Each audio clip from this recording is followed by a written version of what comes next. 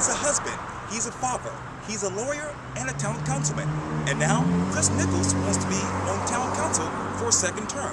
In this special edition of Quintin's Close-Ups, I speak exclusively with him, one-on-one. Let's begin with some development news. As you know, we're taping this particular interview at Mount Pleasant Town Hall. In a few minutes, you'll be attending the Mount Pleasant Town Council. Tell me what exactly will you guys discuss this time? Tonight, well, we have a lengthy agenda, and the stuff that the voters are interested in are probably a couple of developments, as well as some initiatives about having access to our agenda.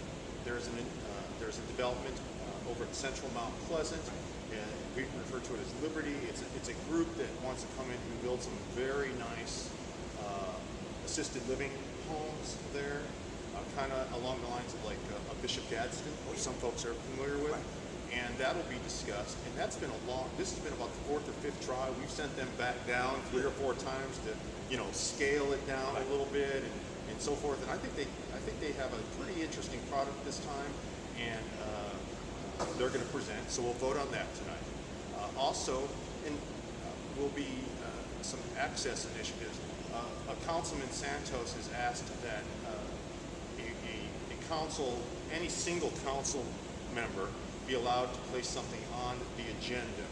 Now, this is the way things were for many, many years, until about a year ago, when the mayor and some others thought that that was not the most efficient thing to do. I actually came out and supported the Santos position that I like the status quo. I think that any single council member ought to be able to put something on the agenda. The compromise reached less than a year ago was that it would take 2 people. In other words, you find somebody to sort of back you up, and then you can place it on the agenda. Councilman Santos has placed that back on the agenda. He wants to have a further discussion about that. That's kind of an access initiative. And then finally, I think the other item that might be of extra interest is that we don't have in our ordinances a public speaking period during council and commission meetings. It's allowed. The chairs of these councils and committees and commissions allows it, but it's not in the law. And so there will be a discussion about whether we should develop an ordinance to make it absolutely clear, like if you appear at a committee meeting, if you appear at a commission meeting, will you be recognized, and if so, how much time will you be given? Sort of taking away a little bit of the discretion of the chair of that committee, although all the chairs that I'm aware of already practice this. So it'll be interesting to see if council wants to move forward to put an ordinance in place on that. Describe to me quickly the following in one word. Shem Creek in one word. Special. Coleman Boulevard. Unique. The Boulevard. Multifamily. Growth in Mount Pleasant. Steady. Let's stay on growth because, as you know, the hot topic right now around the water cooler is Highway 41. And in fact, you said something on Facebook, cool. We can shift funds to pay for the widening of Highway 41. Residents of Highway 41 and the surrounding area, I hear you. Tell me what you're hearing from these folks. Right. Let me back up. Let me tell the folks who might be watching this or listening to this. I live in Park West, which is right off of Highway 40. I lived there for 11 years and loved it, by the way. My 3 kids were all raised in a single-family home out there, great schools, all that. During that period of time, I felt the pressure begin on Highway 41, which is basically a single lane for the most part. And it now takes you from Highway 17 all the way over to Clemensburg Road. In the last few years, since we've begun to come out of the Great Recession, right, 06, 07, 08, 09, 10, 11, 12, we have noticed that the pressure on traffic there, particularly the morning traffic, has increased so that it is no longer necessarily a pleasurable driving experience. In fact, it can lead to some frustration. I literally got into my car more recently and drove it and found out that indeed it is a traffic situation, and we need to make it, and have made it, and through Mayor Page and the rest of the council, we have made this our #1 priority, widen Highway 41. Well, why don't we just do it? Well, first of all, it costs a lot of money. We're looking at like $15 to $18 to $20 million. Secondly, it's not our road. Turns out it's not ours. It's the state of South Carolina's road, right? And so we went up to the legislature in the spring and we shouted, shook, and it got in anybody's face that we could and said, make this a priority. So far, the silence has been deafening from Columbia. So what we had is an opportunity to work with Chats. Now this is going to go into the weeds a little bit, but Chats is set up Charleston, Berkeley, Dorchester governments, and a lot of interested parties, and they come together and they prioritize road projects. Eventually, with the idea that federal money that comes from the gas tax can be programmed in to help with roads. We have identified as a council and made a request, and we're in the very early stages, to, if it's reprogram funds from what we call Billy Swales Boulevard, which has a bunch of different names depending on which part of Billy Swales Boulevard you're on, but to reprogram those over to Highway 41 with the hope that we gain traction on that idea, and that we take a Highway 41 widening, which might have been pushed out as far as 2024 or 2025, and maybe get the first phase of that done by 2019 or 2020. And we took action on that last week, and you might see some action about that tonight at this council meeting, and I would be shocked if it was anything but a unanimous vote. This council, led by our mayor, other council members, when we said that Highway 41 is our priority, we meant it. Speaking of which, that issue is going to be a part of the next Mount Pleasant Town Council. It is. And as you know, you're running for re-election. I am. Haven't been councilman since 2011, I believe. My first term. Yeah. I'm trying to get a second one. Okay. Yeah. And you said this on August 19th on Facebook. Quote, it's official. I filed today and look forward to earning your vote. Yep. Tell me, how will you earn that vote?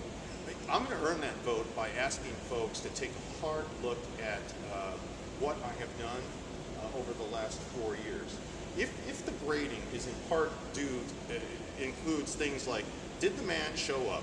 Did he do his homework? Did he speak out on the issue so you knew where he was coming from? Did he respond to constituents' emails, concerns, etc.? Did he try to make a difference? Did he lead? Did he follow on certain things? Did he create strife for the sake of creating strife? Or did he raise a stink when a stink needed to be raised? I'm going to grade high if that's some of the criteria.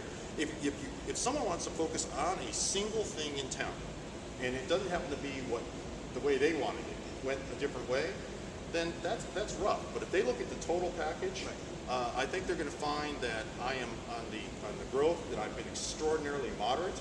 I take each project and I sort of look at it, and is this an impact assessment? Is this a rezone?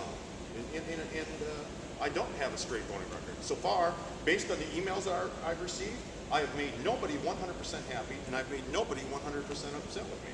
Sounds like I might be doing an okay job when you're trying to balance.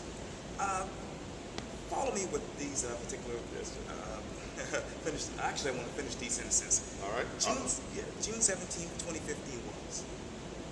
That was a rough day for the entire world, let alone our region. I was at a River Dogs game, and is that Thursday? That was a Wednesday night. It was a Wednesday night, Thursday morning, though, right? Because that's when it was due. I was at a River Dogs game, and I came home early with my wife, and I noticed police cars racing over the Ravenel Bridge, and I had no idea what was up. I got home, my wife was tired, and I turned on the TV, and the way the story broke early was that something had happened, but it was unclear.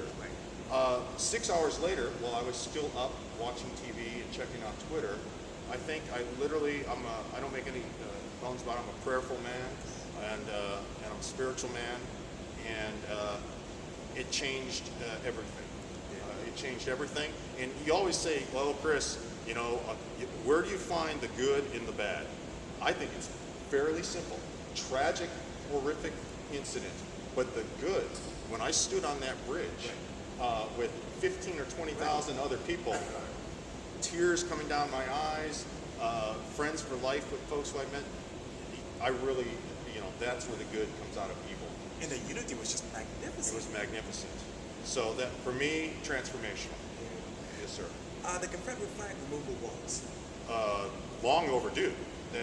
I stood with several others, and they claimed it was politics. I claimed it was an opportunity. Okay. After the Mother Emanuel tragedy, I went over to the Cooper River Room. There was a press conference, and I stood with many of our low country leaders and said it was time to take down that flag. I don't reject it. I believe it has historical significance. It could be studied and all that, but it was time to take it down from a prominent place on our state house grounds and put it in a museum where it belongs. So for me, long overdue. Chris Nickles is? Chris Nickles is fiercely independent and extraordinarily loyal.